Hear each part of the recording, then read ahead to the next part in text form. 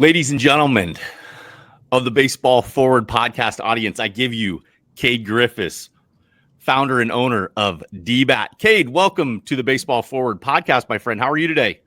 Doing great, Ross. Good to see you again. It's been a while. Yeah, it has, Cade. And you know what? Like, it's so good to see you. And I want to start this podcast with this. And I want the Baseball Forward audience to know what you did for me and what you meant for my development and my growth, because I know this. I go around the baseball worlds, and the more people that I talk to, it is mind-blowing, Cade, how many times your name comes up as a positive impact in what you've done for the game, but specifically what you did for me. In 2009, you brought me over and let me do instruction at the Addison facility, the original DBAT, the Addison facility, and you brought me on and you paid me $3,000 a month out of you, without my clientele even established, but you gave me $3,000 a month for 3 months so I could get my feet underneath me, and you didn't even balk at it. And I want to say thank you very much, because you gave me kind of my in and one of my, and you got me going in coaching in baseball as an adult. And I just, you know what? I don't know if I ever truly said thank you for that, but I want to say thank you for that, Cade Griffis. Well, I knew you had the gift of gab. So obviously I was right. You have a podcast now. So I wouldn't say I did that for everybody, but I did do that for people I knew that were going to be good at this business. And you were one of the best. I mean, you were absolutely one of the best. I remember when I think you got a job at high school or something, and you started having to cut back on your hours, and that was a sad day for us. But you did a great job when you were with us, and I appreciated you. Man, Cade Griffis, I really appreciate that. And to the Baseball Forward audience, Cade, I truly, man, the owner and the founder of DBAT, I just got done reading your book, Swinging for the Fences. You have one of the most interesting stories in all of baseball. And like I said, man, I hope you truly understand the impact you're having on the game of baseball. I don't even know where to start, really. And I'll say this. I know that DBAT is one of the most successful franchises in the whole freaking world. I know that. That's basically what I've summed up. But I want to kind of start this podcast with you telling a little bit about the Baseball Forward audience, about everybody already knows who DBAT is, but where are you guys at right now? Number of locations, talk about growth, talk about DBAT for a little bit for me. Sure. Where we're at right now, we're sitting at I believe around 185 locations opened up in the U.S. and Canada and China. And be honest, Ross, I really thought things would slow down a little bit. My original plan was I wanted to do 5 to 7 franchises a year. I was going to stick to the Southwest Airlines model with, connecting states of Texas, and it really just kind of took a mind of its own. And I really thought things would slow down when the interest rates hit an all-time high a couple years ago, and the SBA loans were a little bit tougher to get. And the crazy thing is, last year we had our record year of openings. 2023, I believe we opened, I want to say it was 32. And I remember around January, after our owners meeting this past year, this past January, my brother came in my office and said, well, we broke our record of I think 27 openings was the record before. And he said, that's the good news. He said, the other news is that we currently have 31 under construction as of January. So we'll break this year's record again. And I was just told today that we have, and I think we've already opened, out of those 31, we've opened, I don't know, 20 or so of those since January. And he told me today we have 38 new leases signed. So things are good in the DBAT world right now, and I'm just blessed to be a part of a business that people enjoy, and it's fun for our franchisees, and it's been profitable for them. So it's kind of a great mixture. Yes, talking with Cade Griffis, owner founder of DBAT. Shout out to Kyle Griffis as well. I hope Kyle's doing well. I hadn't seen him in a while, but Cade, I want to, because we were talking a little bit offline earlier, and we're talking about there's so many models, and I think there's so many well-meaning models, out there, indoor facilities that just they don't work. And in today's day and age, you see it, they come and they go, and DBAT doesn't come and go. DBAT is just here, and they stay and they grow. And I want to know why DBAT. Why has DBAT had so much success in the world of indoor training facilities for baseball and softball? Well, I think it's a mixture of a few things, Ross. So for years, around 2001, I started the sporting goods company, DBAT Sports, where we manufactured, as you know, our own wood bat line, and we had other product line. We were kind of a small little Wilson or Rawlings type deal, and I was a national sales manager for that company because we couldn't afford to hire one. So I did a lot of traveling with the independent sales reps. We had sales reps all across the country, and while I was doing that traveling at night, it's going to date myself a little bit, I would get in the hotel room and I'd get the yellow pages, and I would find the indoor academies because they were open at night when all the mom and pop sporting goods stores were closed, at 5 or 6 o'clock. So you'd be hard pressed to find a human that's visited more indoor baseball academies than me.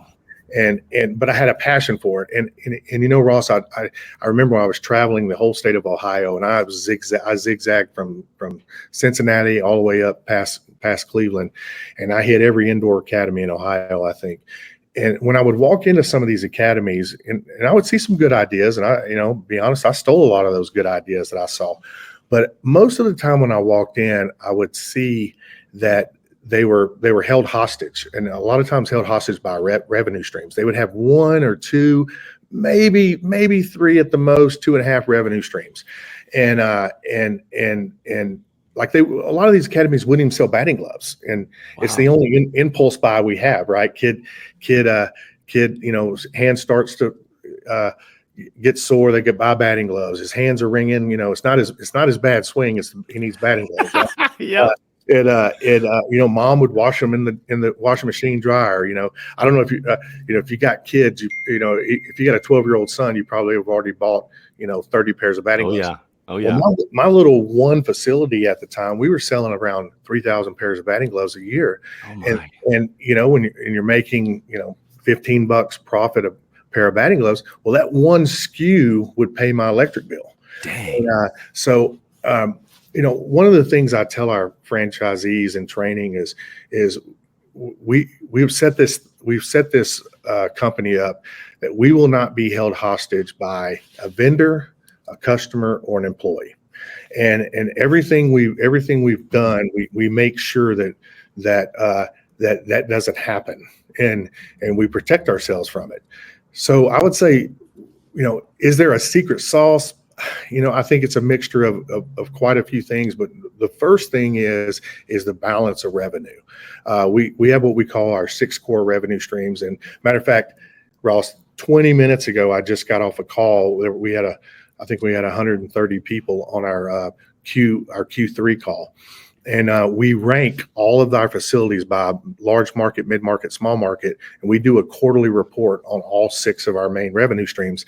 And I tell them all the time, and they all kind of, some of them at our owners meeting, like, oh, here we go, we're going to talk about balance. But I believe in it so much, and I don't want you to be number 1 in lessons, let's say, and number 5 in memberships, but you're number 42 in this and number 58 in this. I want you to be number 18, 17, 13, 12, and 11 in all 6 categories. That way, you're not held hostage. You're not held hostage by, we talked about this earlier. A lot of indoor facilities open up on the basis of having teams. Mm-hmm. Well, as you know, and I do, there was a place right down the road about a mile from us that opened up back in the day, and they had 50 teams when they started, and then they went down to 40, and then the 30, and then the 15. Well, you're held hostage by your teams. When you do that, you're held hostage by your customers. It depends on how good your teams are and how good your coaches are, and you're putting a lot of emphasis on other people to make your business work, and so I think that's a big part of it. The other part I think is that we're Switzerland. We don't align ourselves with any organization. We want to help them all. We want to help. We want to help all organizations, all teams, and a lot of indoor facilities they actually neglect the rec player. I'm going to use Salina, Texas. I live in Salina, Ross, and okay. I moved there 7 years ago, and there were 6,600 people in the town. Now there's 58,000.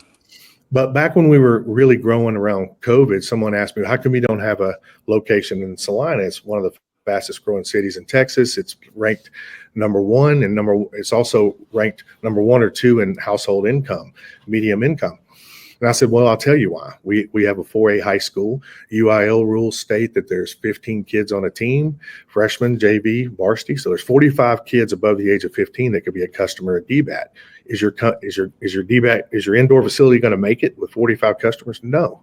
And at the same time I made that statement, there were 700 kids in our rec program, baseball, and 400 in our rec softball program. Well, in this sport, the funnel works backwards. The older you get, the less players there are. So I think a lot of indoor facilities, they want to work with the elite. And I tell them in training, anybody can make Clayton Kershaw look good. That's right. If you want to prove you're a great instructor to me, take the 9-hole hitter on the worst rec team in your city and make him the 7-hole hitter. Wow. And if you do that, what you've done is you've prolonged his baseball career. And that's our job. And let's don't get into, hey, I got a 12-year-old that's going to be a big leaguer. You don't know if he's going to be a big leaguer yet. Let's just try to get him to if a AA player, 12-year-old wants to play AAA, let's get him to AAA. If a freshman wants to make the JV, let's get him on the JV. If a sophomore wants to be on the varsity, let's help him get there. If a varsity player wants to play college ball, we'll help him get to there too. But let's don't jump from 12 to college baseball or the draft, right? And I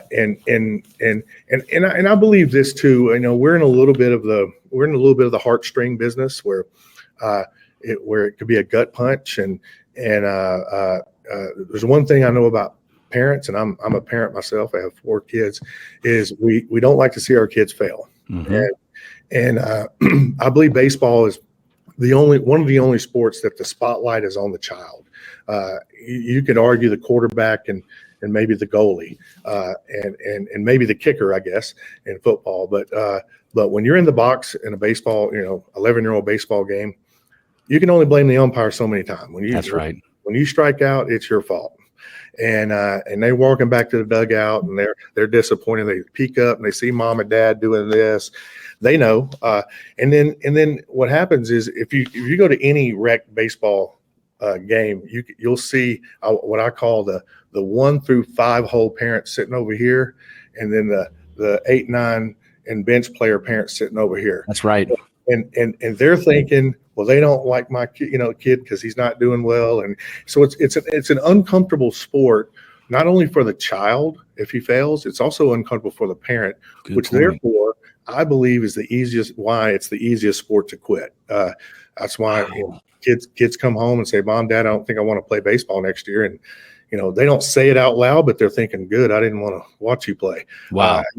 They don't necessarily say that, but they're thinking that. And our job at DBAT is to make the game more fun. I know that's not great English, but, and as well as I do, if you don't have an arm and you can't field, but you can hit, this game is fun. And if we make him if he's a 9-hole hitter and he moves to the 7-hole, guess what? He's having more fun. And also, guess what? It's our best marketing, because now the 5 and 6-hole parent go to that guy and say, hey, last year he couldn't hit water if he fell out of a boat. This year he's sitting in the 7-hole. What are you doing different? Oh, we've been going to this place called DBAT. Well, one or two things happens.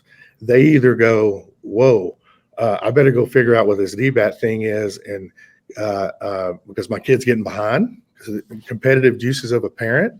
Or they say, crap, if I don't go figure out what this DBAT thing is, he's going to be hitting in my son's spot next week. And my son's going to be in the 9-hole. So, and I think that works to our advantage. a lot. So, again, I mean, I think the secret sauce is that we're here to help the kids, and no matter at what level, and we're here to try to make the game more fun. You know what? Talking with Cade Griffis, owner, founder of DBAT on the Baseball Forward podcast. Cade, I want to give you some credit here. As a young coach, you said Switzerland, and this is what the qualities that I believe I learned by being around and watching guys like you doing it. The words I would say: neutral and fair. You were always you're neutral on the emotions. Hey, there's no ego involved. We're not being negative. We're being positive in what we can do to uplift and constantly uplifting. And that's something that I feel like I absolutely learned from you, neutral and fair. And I feel like being around DBAT and being around the facility that I was at in Addison, I learned that from watching those guys, and it helped me be a better coach. The neutral and fair, the fact that you don't have an ego when it comes to the game of baseball, you could, but the fact that you don't, what do you attest that to? That's got to be intentional. Probably, Ross. I mean, I grew up, my dad passed away when I was young, so single mom, school teacher, and I had to work. I had to work for everything I got. I wasn't a highly recruited player out of high school. I thought I was going to be a football player. I actually signed to play college football first, and ended up going to a junior college and really having to prove myself, to get to the next level. And that's what I see a lot. I tell my franchisees this: your top instructor is probably not going to be that guy that had a cup of coffee in the big leagues. It's probably going to be the guy that had to work hard. And and Ross, you'll remember this guy. One of the best instructors I've ever hired was a guy that I didn't hire when I first interviewed him. He played at a Division III school in Minnesota that I'd never heard of. His name was John Howard.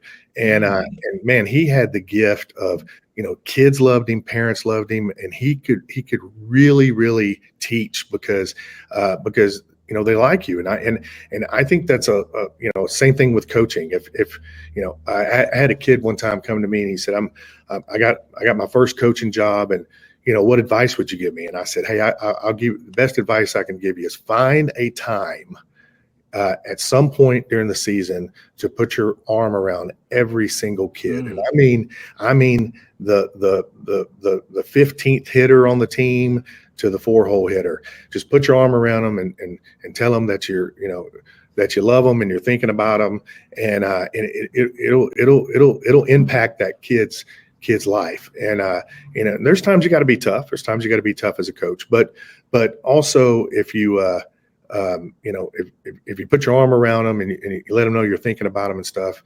my wife makes a joke that I'm always the old man and groomsman in every wedding. And I've been in more weddings of kids I coached than you can imagine. That's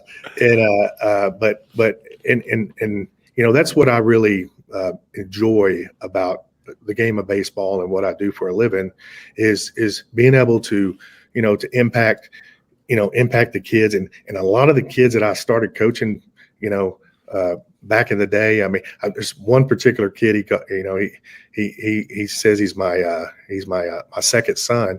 I started working when he was 9 years old. He just bought a DBAT. Wow. Last week.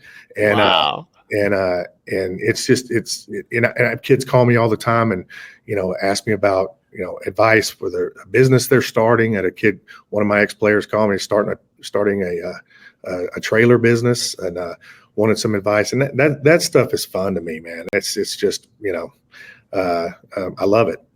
It's the relationships, Cade. And I mean, I think just after all of these years that you and I can still text back and forth, and it's like we never stopped texting. And I still feel like I'm talking to the guy when I walked in in 2009 to just the one location, and now you guys have 180 something locations in what you and Kyle is the same way. So gracious. Talking with Cade Griffis on the Baseball Forward podcast today. Cade, I there's a bunch of different ways that I would want to take this, because I know the entrepreneurs that listen to this podcast, they want to know the entrepreneurial answers to the questions that maybe we have. So I'll leave this with I'll start it with like kind of a general question: is the franchises, was that a vision early on? Were you like, hey, I want to set up a ton of these, or did you find a model that worked and said, oh boy, that we can repeat this? Talk me through that. Yeah. So over like I mentioned to you earlier, I knew we wanted to grow. I just honestly didn't know how we were going to do it. And over the 12 years that Kyle and I ran the one location, I had customers coming to me, hey, if you ever want to do a second one, I'd like to do one in Coppell, or I'd like to do one in Frisco or South Lake, whatever. So we kind of had those first few, I guess, teed up, but I really kind of got lucky, Ross, that we didn't grow early on. And I'll never forget this. I don't know if you're a fan of Shark Tank, but I was watching Shark Tank one time, and this guy had I don't know, it was like a cupcake business or something. He was trying to open up stores, and I remember Mark Cuban asked him, he said, well, tell me about the original store that you have. How's it running? Because he said he wanted a franchise and blow it up and have 2,000 stores around the United States. And he goes, well, we haven't opened one yet. And I remember Cuban said, I'm out. Yep. He goes, I will never invest in a franchise that the founder has not been in the weeds. Wow. And I'll tell you, those 12 years of having that one location and grinding it out and trying to figure it out. And I tell people this a lot: you do not buy a franchise in any franchise business you're looking into because of all the great things that you're told about the franchise. You want to buy the franchise to hear the mistakes that we've made, so you don't make those mistakes. Wow. It's more about, we're telling you what you should not do versus what you should do. And because we probably made all the mistakes in the past, but anyway, we were wanting to grow, and yes, to answer your question, we found a model, which franchising was the model, and what it's allowed us to do is it's allowed us to stay fairly small in our corporate office. And it's also, I've always believed, our franchisees are smart people. A lot of them are entrepreneurs. They're corporate, husband, wife, corporate people. And I say this a lot, and I mean it. Our franchisees are smarter than us. And we allow our franchisees to be entrepreneurial. Matter of fact, we give away an award every year. We call it the 7th Revenue Stream Entrepreneurial Award. Cool. And it's a revenue stream that they created within DBAT that we had nothing to do with. And I give them an award and say, hey, come up and talk about it. Maybe it works in 20 or 30 of our other markets. And our franchisees, I know they respect the fact that we allow them to explore and do things outside the box. And I think that, that's been one of the biggest reasons I think we've grown. Man, it is such a cool story, and I can't get enough of it. I would highly recommend Swinging for the Fences, Cade's story, his book, the DBAT story. Go out there and buy it, because what an interesting read. And for guys like me, who I have aspirations and I have visions and hopes and dreams, it kind of puts some context into in some, how can I say this? It gives me some guidelines to think about, to follow, and it's so much fun with the information that you give. Talking with Cade Griffis of DBAT today on the Baseball Forward podcast. Cade, baseball, man. Baseball is at the center of all of this. I want to know, just you're like, where does the passion, where does your love for the game of baseball come from? Tell me about that. Well, from my dad. I grew up in Louisiana, and my dad thought I was a little bit crazy growing up because I would literally go outside and we had a big yard and another empty field, but on the other side of the street, and I'd pick a ball and I'd hit it and I'd go get it and I'd hit it back and go get it and hit it back. I was flat eat up with it, Ross. Back then there was no select ball. You played baseball during baseball season and football during football season. And we had like, I don't know, 12 to 14 games. And I'll never forget sitting in the parking lot in Bastrop, Louisiana, getting ready to get out of the car with my dad to play my game, a 9-year-old game. And it started pouring down rain and I started bawling, crying. It's just, it's one of those things I think that gets in your blood. And I say this a lot about, adult, you don't see any adult football leagues really. And you see a lot of adult baseball players. I think it's a really hard sport to give up. And it's a sport you can play when you're, even when you're older in age.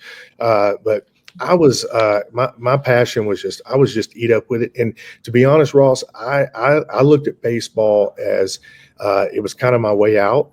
It was my way out of, I ended up moving to Burkburnett, Texas when I was a sophomore in high school, a little small town up on the Red River, and not a lot to do in Burkburnett or Wichita Falls, Texas. And it ended up, and it did exactly that. It got me to, Dallas Baptist University and kind of introduced me to the world of Dallas. And I think Dallas is one of the greatest cities in America to be an entrepreneurial and start a business.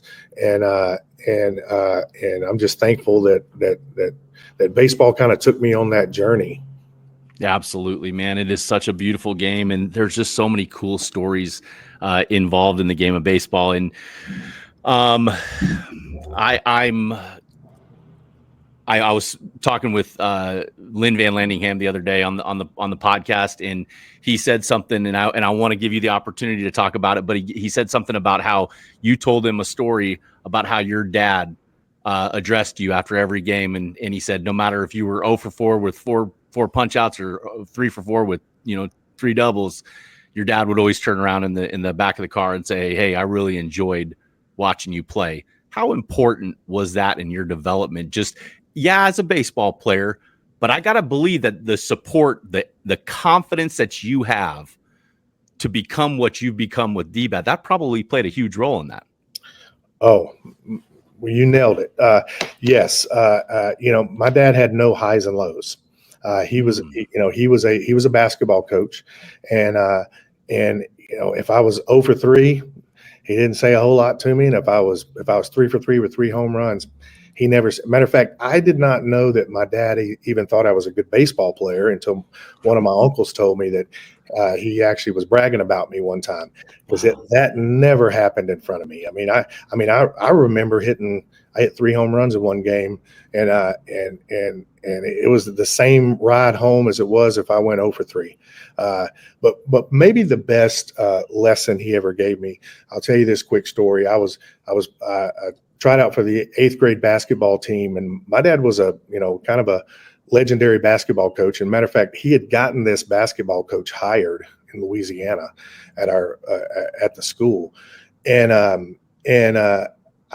remember I was in a game. My dad wasn't there, and I didn't get in the game at all until the last 3 minutes of the game, and we were getting killed.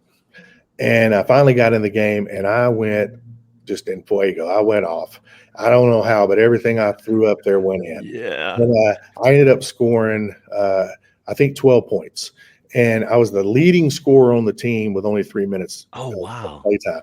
And I remember I went home, and my dad was sitting on the couch watching TV, and I walked in and walked past him, went to my room, and he didn't say anything to me. So I walked back past him and went in the kitchen and started slamming some drawers, trying to get some cereal. And I sat down. I was being real loud. I wanted him to ask me how the game went. Yeah. Well, finally, when I got done, I walked back past him. He goes, "Hey, how'd y'all do today?" And I was like, well, let me tell you how we did. We got our butts kicked, but the coach doesn't like me. He only played me 3 minutes, and I scored 12 points, and I had 2 steals, and I was the best player out there today, and And he looked at me and he said, well, you know what that means? And I was like, what? And he said, it means you're not very good. And he said, because that coach is going to play the best players. He's not. And I remember it felt like someone punched me in the stomach. Dang. And I went back to my room, and I remember I slammed the door, and I think it might have been the first time I ever said a cuss word about my dad. And of course, I would never do that in front of his face, but I slammed the door, and I was like, screw you. And but you know what he taught me right there is he said, I'm not picking it. I wanted him to pick up that phone and call that coach. And you tell him, hey, obviously he's the highest scorer. He needs to be playing more. He let me know right then there's no help on his coming from him. He's not going to tell another coach. And I have lived by that with my kids. My kids would tell you, I always said that, the coach is always right. And I just think that, the worst thing he could have done for me is picked up that phone. And you know what? If he would have picked up that phone, that coach would have played me. Because I mean, he got him that job. But that was, I remember him saying, I put a basketball goal in the yard, Cade, and I don't ever see you out there practicing. Wow. This is on you. And I think that, that had a lot to do with kind of how I see things, and I react to things. But I do appreciate the point about you saying that, fair. We do try to be fair, and I think you have a lot of those qualities too. That's why I've always liked you. But being fair and being neutral, and always sometimes doing the right thing. I'm going to do the right thing, even if it doesn't benefit me, even if it hurts me in the business world. And, being a CEO of a business and being a coach, Ross, there's a lot of similarities. You have to know how to treat teammates, right? Some teammates you can get on to, some teammates you got to pat them on the back. You got to be a little softer with, and it's the same way in business. There's certain things certain people that you have to coach or manage, different ways. And there's a ton of similarities, and I think that about baseball. There's a lot of similarities in on the field and as a coach or even as a player in baseball that pertains to real life and in the office or being the boss or just being a salesperson. Talking with Cade Griffis on the Baseball Forward podcast. Cade Griffis, a DBAT. Cade, there will be, let's just say there will be millions of parents listening to this podcast today. The parents that are listening, and you've been there, done that. You have 4 children. You've coached. You've been at the highest levels of baseball. How can you, as a parent, how can you avoid the highs and lows of your kids' sports? Like, what would be your advice to parents out there trying to just kind of stay in the middle and quit being so high, quit being so low? I think it's actually fairly simple. If you can always remind yourself that this has to be fun. And I think when kids make that step from, rec ball or whatever to select ball or going into high school ball, there's this sense that all of a sudden that it can't be fun anymore. It's all business. And the 0 for 3 is the end of the world, on the way home or whatever. And it's not the end of the world. Everybody's going to go 0 for 3 and 0 for 4. So I think you have to remind yourself as a parent that the minute this game stops being fun for your child is the short-lived minute. It's going to be short-lived, and I think a lot of it's unnecessary pressure on the players, and they don't need that. They got enough pressure. They got enough pressure in the classroom. They got enough pressure with their peers and friends and their friend groups and all that stuff. It needs to be even if your kid's 15, 16 years old, go outside and play catch with him. like he did when he was 9. Go back to the drawing board. Make it fun. It's not the end of the world. If they turn out to be a good player, and then they'll make it. They'll make it. Somebody will find them. Somebody will like them. But I really do think that if they could, sometimes sit back and go, hey, the minute we stop having fun is, I've always said that the minute I stop having fun in a business, I'm out. I've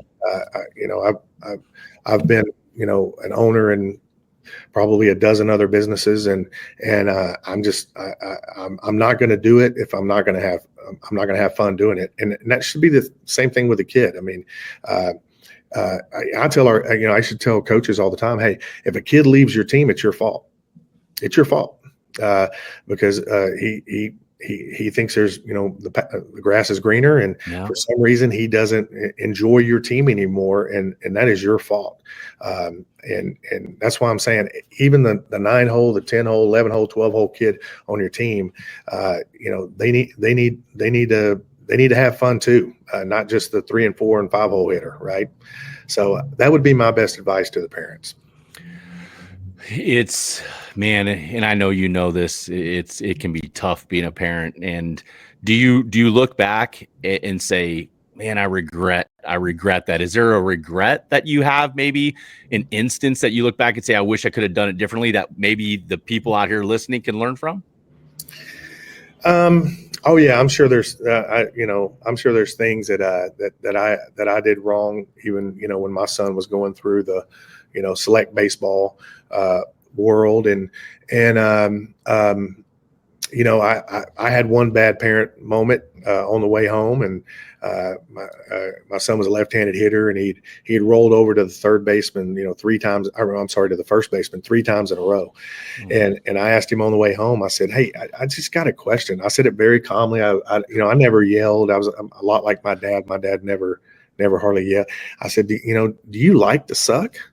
And I said, because you made no adjustment. I mean, you just did the same thing over and, and one thing I had to realize is he did not have, I know that was bad, but he did not have the your kids a lot of times don't have the drive you have, right? And he didn't have the, if I rolled over to the, first baseman 2 times in a row, that third time, I'm going to knock the teeth out of that third baseman's mouth. I'll be damned if I'm hitting the ball to that side of the field.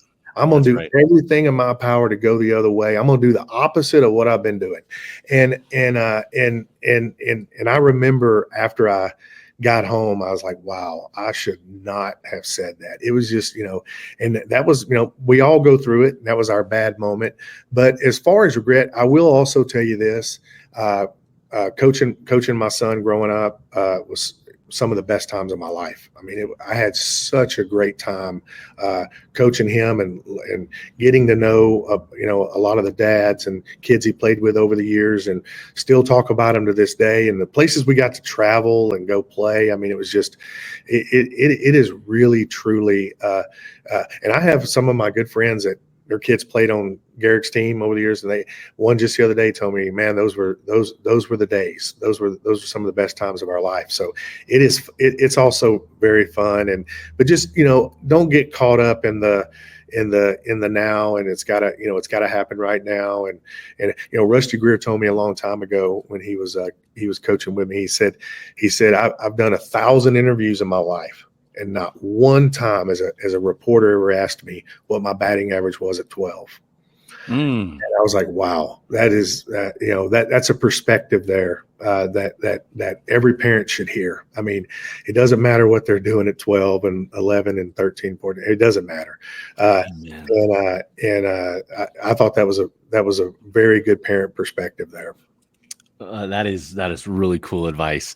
Cade, a couple more questions here for you. Talking with Cade Griffis of DBAT, owner, founder of DBAT, the giant DBAT. I just say it, the giant DBAT. That's got to feel good. I know that does feel good. There's a lot of parents out there that are navigating select baseball. Select baseball, I will tell you, Cade, as a dad to a 10 and a 9-year-old, I'm like, oh my gosh, what do I need to do? What do I need to do? Because I just want to put them around the right coaches in the right families, and I want them to have fun, and I want them to say, hey, I want to play again next year. So with that in mind, I mean, what the parents that are trying to do right by their kids, and which I would assume is most of them, what advice do you have for them when it comes to like select baseball? Who's the right guy to put your kid around? Who's the right organization to put your kid around? Fill me in on that. I think it's a few things.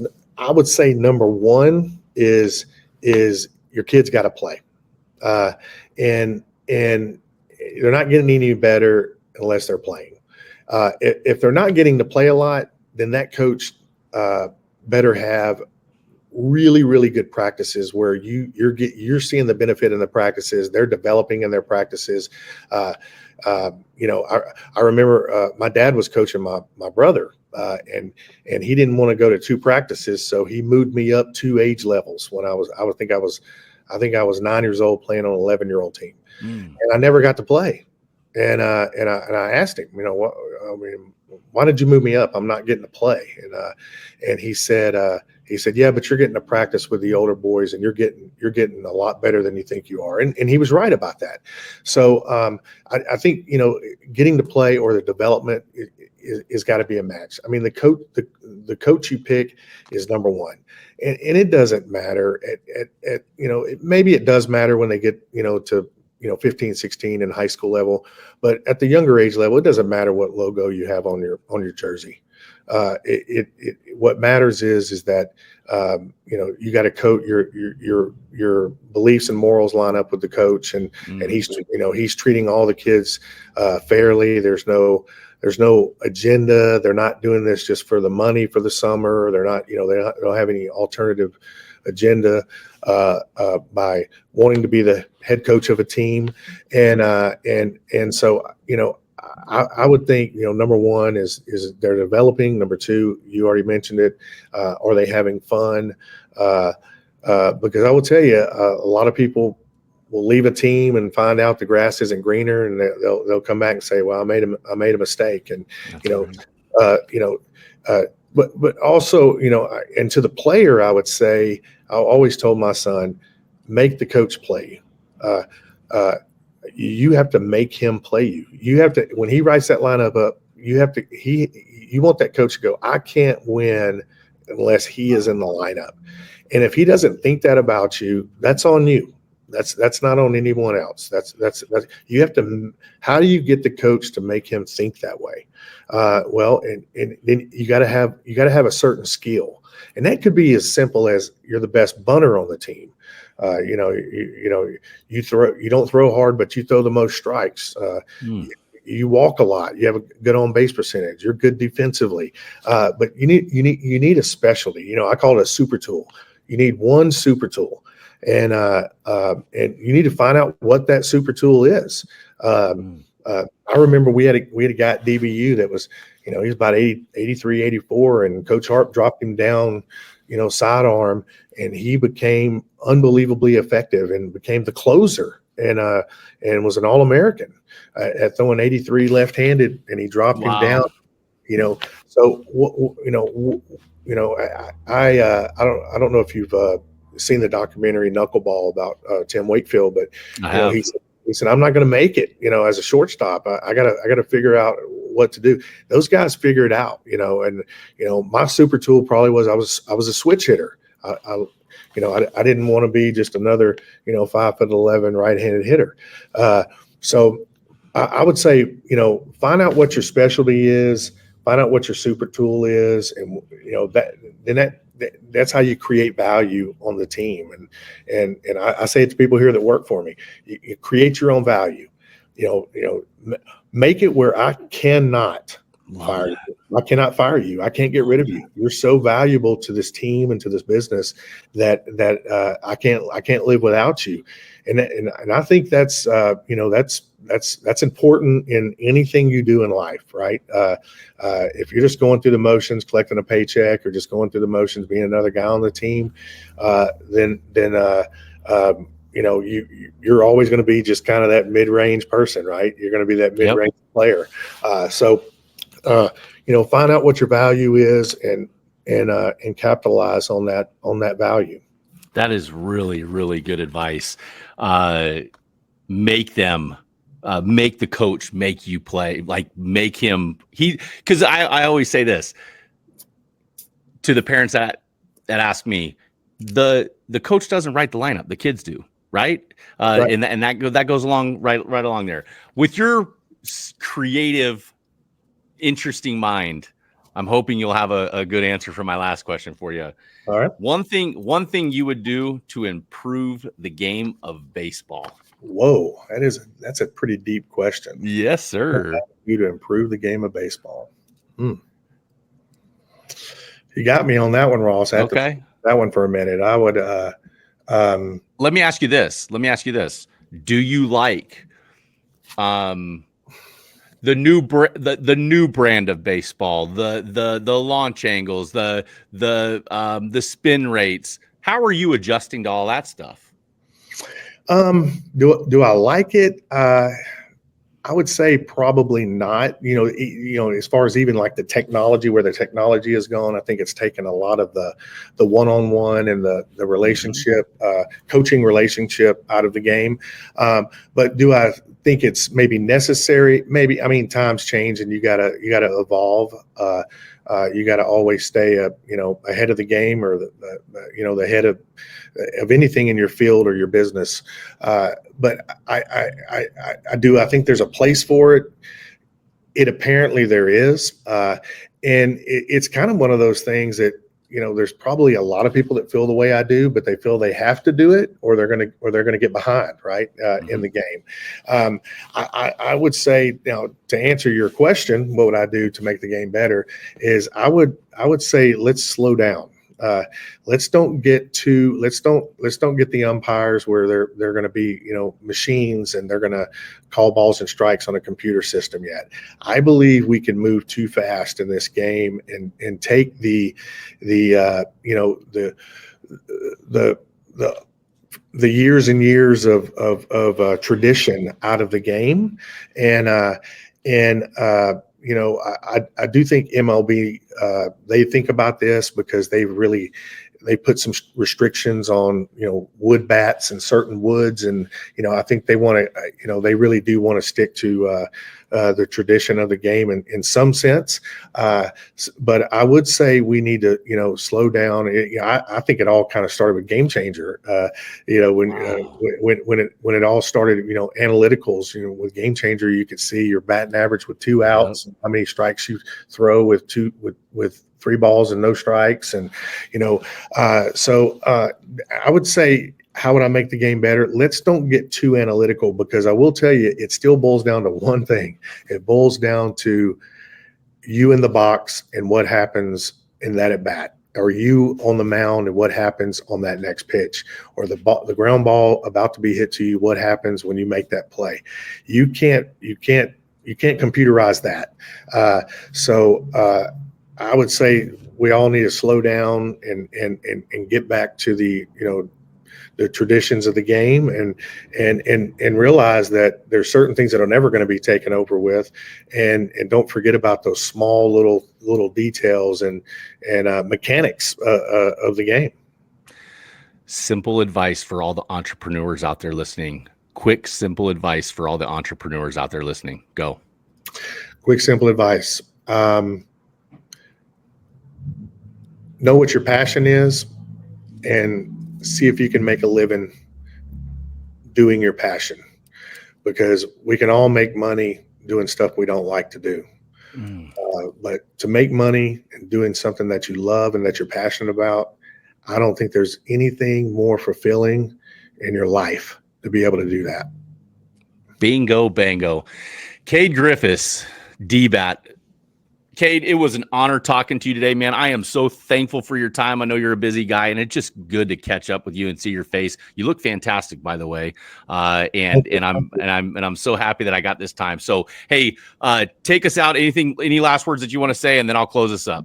No, I want to thank you, Ross. You've been always a friend of mine and somebody I think highly of. And I think, I always say your morals and everything, line up with mine. And I really do hope you have huge. I know you're going to be successful. I'm not worried about that. And I love your podcast. I told you earlier, Awesome. I've watched, I don't know, probably not every episode, but I've watched a lot of your episodes, and I'm a fan. And please let me know if is there anything I can ever do for you. Wow. Cade Griffis, thank you so much. Cade Griffis, DBAT on the Baseball Forward podcast. We will see you next time. Thanks, guys. Thank you.